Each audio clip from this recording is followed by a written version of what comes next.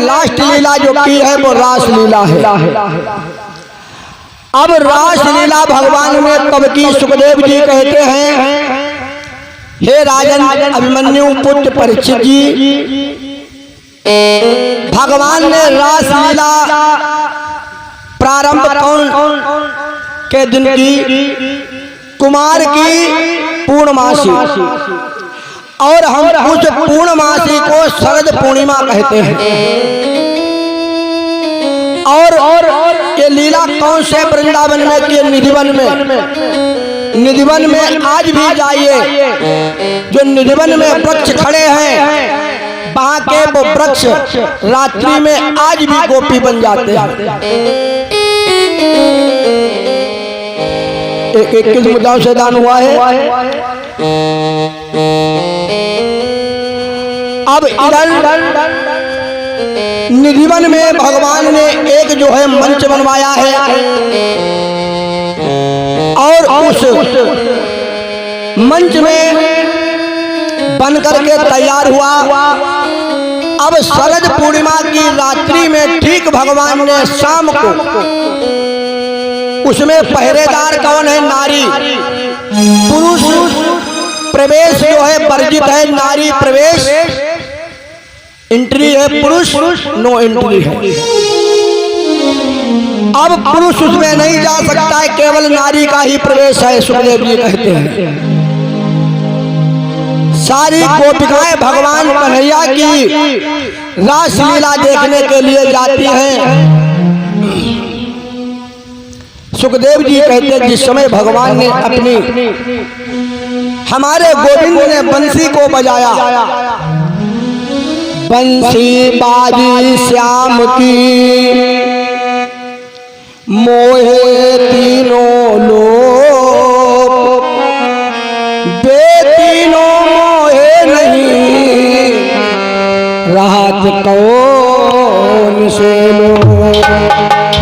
भगवान की बंसी बजी, ऐसे कौन तीन व्यक्ति हैं जो मोहित नहीं हुए? क्योंकि भगवान की सूरत ही ऐसी है, मोहनी मूरत श्यामल सूरत, नैना बने विशाल। भगवान की सूरत पर ही मोहित। लेकिन एक कवि जी का कहना है, कभी पतिव्रता नारी और वीर और ब्रह्मचारी मोहित नहीं होता है। तो एक कवि कहता है कि देखिए, वीर नहीं मोहित हो सकता, सती मोहित नहीं हो सकती, ये तो मैं मान सकता हूं, लेकिन ब्रह्मचारी मोहित जरूर हो सकता है। कैसे? एक बार व्यास जी महाराज एक पुराण को बना रहे थे, उसमें उन्होंने एक चौपाई को अंकित किया। कौन सी चौपाई? ध्यान देना। माता सुता और भगन चाय होई, और सुने भवन बैठई ना कोई।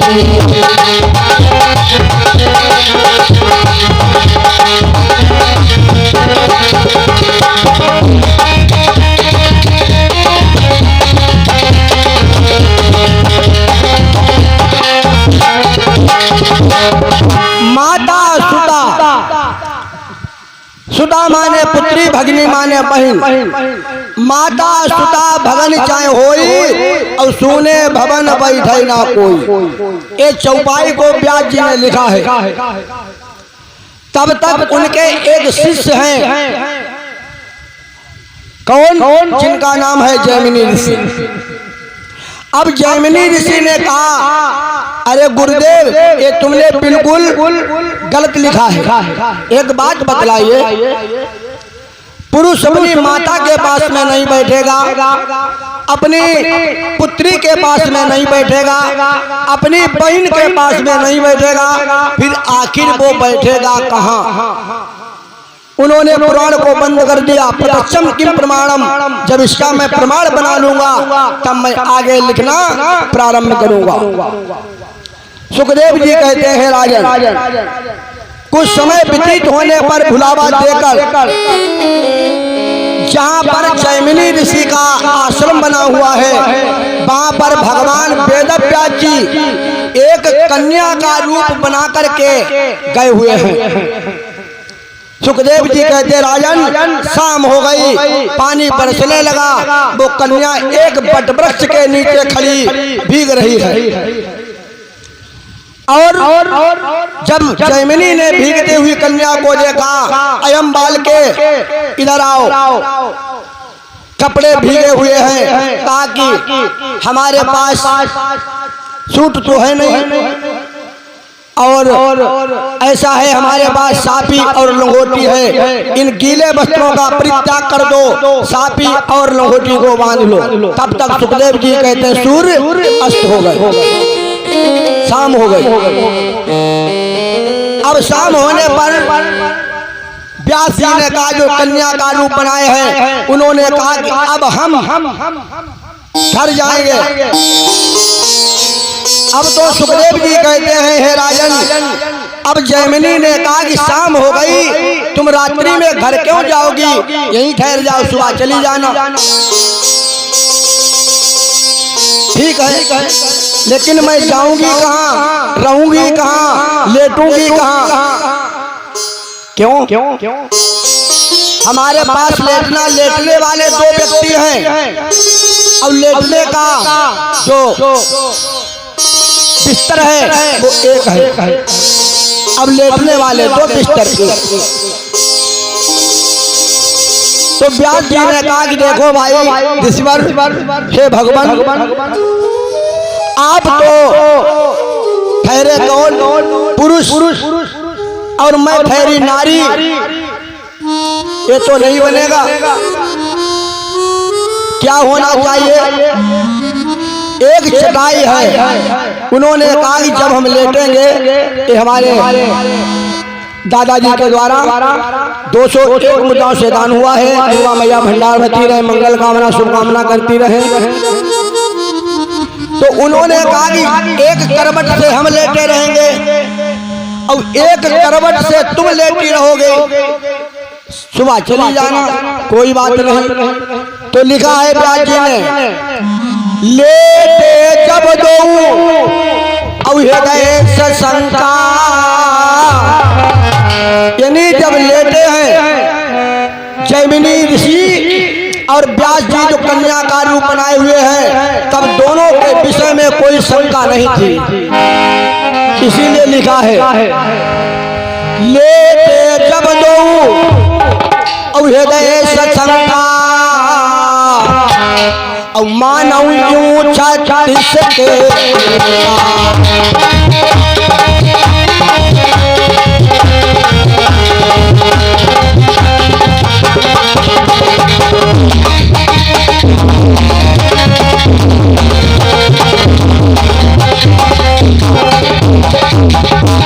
लेटे जब दो हृदय शंका, और मानव यूं 36 के अंक।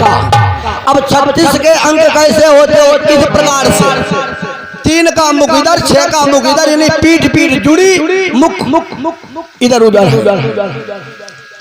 अब भाई ऐसा पुरुष कौन सा है जो एक करवट से सारी रात्रि को व्यतीत कर लेगा? हम अपनी जानते कम से कम एक रात्रि में 12 करवट, इसके बाद में सुबह कहीं होती है।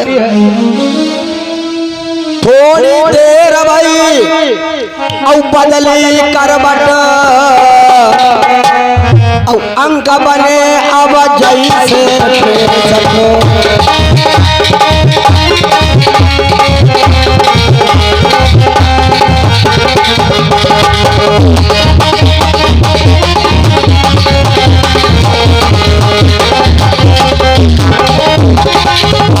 अब भाई थोड़ी देर भाई बदली करवट, अंक बने अब जैसे 63। अब 63 जब अंक होते हैं तो मुख आमने सामने होता है, साक जब टकरानी, तब मुनिवर बोले हा बानी। अब तुम बन जाओ नारी हमारी। तो कन्या ने कहा भामर ले साथ तुम डारी, तब बने हम नारी तुम्हारी। अब उन्होंने कहा भामरों के लिए खम्भ होना चाहिए। अब जैमिनी ऋषि रात्रि में खम्भ होना चाहिए, एक आचार्य होना चाहिए शादी कराने वाला। उन्होंने कहा हम संत हैं, 2-4 मंत्र आते हैं, शादी करो फिर होगा तो देखा जाएगा। क्योंकि शादी बड़े भाग्य से मिलती है, शादी हर किसी को नहीं मिलती है, शादी भी बड़े भाग्य से होती है भैया। हाँ, इसीलिए सभी हमारे पुरुष वर्ग से हाथ जोड़कर निवेदन है कि अपनी अपनी पत्नियों को बड़ा हिसाब से रखो, ना नीलो ड्राम सुनो हुई भैया सभी। हाँ, प्रेम से लोग गोविंद भगवान की। हम तो अपने पंडिता से कुछ ना नीलो ड्राम हमारे यहाँ चारा खाती ना, इसलिए मन तुम बोरी भग गई हमका जो तुम करो सोई ठीक, हम करें वो खराब। हाँ, प्रेम से लोग गोविंद भगवान की। तो अब उन्होंने कहा कोई बात नहीं। अब सुखदेव जी कहते हैं गठबंधन हुआ, भामरे पढ़ने लगी, लेकिन व्यास जी जो कन्या का रूप बनाए हुए हैं उन्होंने एक कांटे के ऊपर पैर रख दिया, पैर से रक्त की धार बहने लगी। उन्होंने कहा हम चलने से असमर्थ हैं, भौरी 3.5 रहन जब आगे नहीं बढ़ पाई। क्यों? मैं चल नहीं पाऊंगी। उन्होंने कहा रुको कि अधकुचली घानी न खरी की न तेल न खरिया बन पाए न तेल निकल पाओ, घानी बेकार हुई दुनिया के न बिया पूरो होगा। क्यों?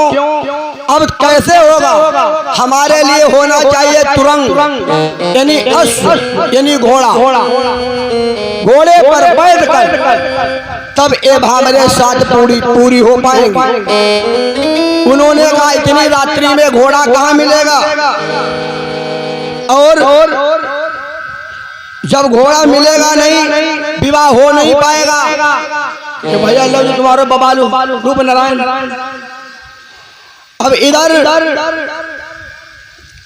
अब क्या हुआ? जैमिनी ने कहा कोई बात नहीं, घोड़ा यदि नहीं मिलेगा तो हम घोड़ा बने लिए होते हैं, तुम हमारी पीठ पर बैठो। अब सुखदेव जी कहते हैं राजन जैमिनी जो है वो घोड़ा बन गए। जब जैमिनी घोड़ा बन गए, अब घोड़ा के लिए होना चाहिए क्या? चाबुक। अब लिखा है जैमिनी घोड़ा बने हैं, व्यास जी के हाथ में चाबुक है जो कन्या का रूप बनाए हुए हैं। कन्या हाथ चाबुक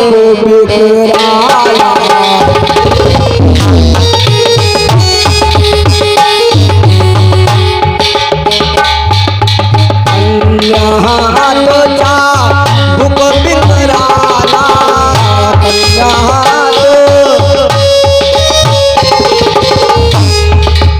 उनकी मारी उधेरी सब खाला, उनकी मारी उधेरी सब खाला।